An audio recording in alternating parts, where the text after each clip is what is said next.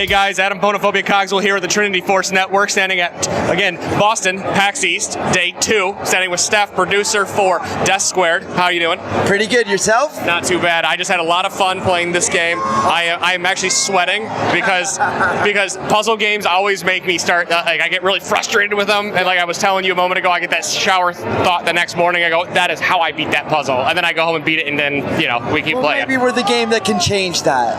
I hope so. I mean, I was having a lot of fun playing it now, but I'm not going to do the game justice as much as you are talking about it. So tell us what Death Squared is and why people should be looking out for it. Thank you. Death Squared is a 1, 2, or 4 player puzzle co-op game. You play cooperatively, not competitively. It comes out on 14th of March on PlayStation, Xbox One, and Steam, Windows, and Mac. Excellent. So to give people an idea of what Death Squared is, right now it's probably when I'll start rolling that B-roll film so people can see it. You are 2'd up to 2'4", little cubes, and like you said, you are working together, but you're dying a lot while you're trying to work. So dying is part of the gameplay. What we do in Death Squared is you're a colored cube, you're making it towards your colored circle.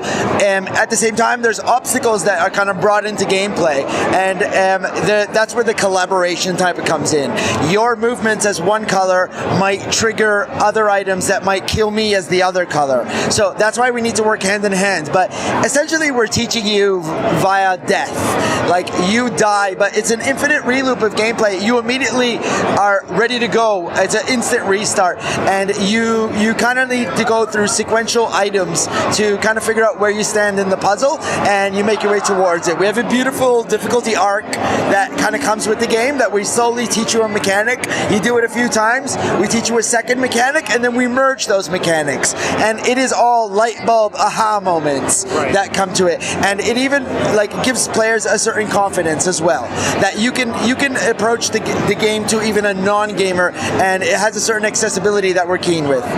I'm glad that you mentioned that, because that's where I was going to go next on the non-gamer piece. I noticed that when you're playing the game, you're only using the left control stick. Yes. But you're only using essentially one button to play the game. Yeah. And you did that on purpose. Yes, intentionally. The person who designed the game, Pat, our game designer, came up with the concept of Death Squared at a global game jam, 48-hour event where you create a game in a limited time scope. We immediately saw that the game had a certain potential, and we wanted to continue to build upon the idea. And Pat himself wanted to build a game that he could maybe play with his non-gamer wife. Okay. And there's a certain approachability to that we think that you can hand the controller to somebody, and it can easily be accessed by somebody who might not be too comfortable for what it's worth. Okay, excellent. Is there anything, if I'm going to purchase Death Squared, can I play it on the internet with my friends, or do I play it as a couch co-op only? No, it is at the moment couch co-op only, with the exception of PlayStation 4, where we've embraced their share play functionality, and you can play with a friend with a single ownership of the game. You can easily have a friend kind of jump into your scene and play it. But we don't it's not our intention for the game to be played online. Okay. We think that the game really shines in an environment where you're playing there together. So couch co-op mode, it's a very shouty game, and you pointing to the internet doesn't really work. And at the end of the day, you can't high five or fist bump over the internet. So we want it to be played locally, and we're a small team, and it's easier for us to be able to ship a game without couch co-op. But it's not something that we don't have in mind. And if we have a certain growth and certain, if our game gets accepted and embraced by the community, it's definitely something we're keen to look into.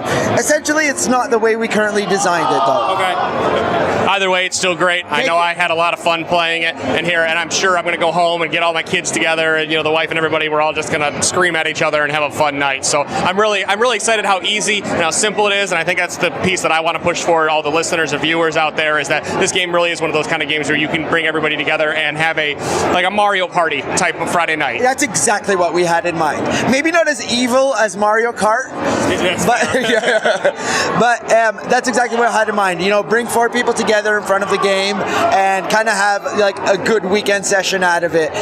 Even length of game is there's 80 levels for 2-player, 40 levels for 4-player, and if you manage to finish the game, we have 40 very difficult levels that we call vault content. Things that didn't make it into the original game, either for difficulty reasons or just pure wackiness of the puzzles, but it's not something we wanted to hide from people. Okay, one last question. Well, I'll have 2 more actually. Will there ever be any kind of like map creator assets or anything in the future for people, like if we have like a big community behind this that might want to make their own puzzles and whatnot? I wouldn't totally scratch it out.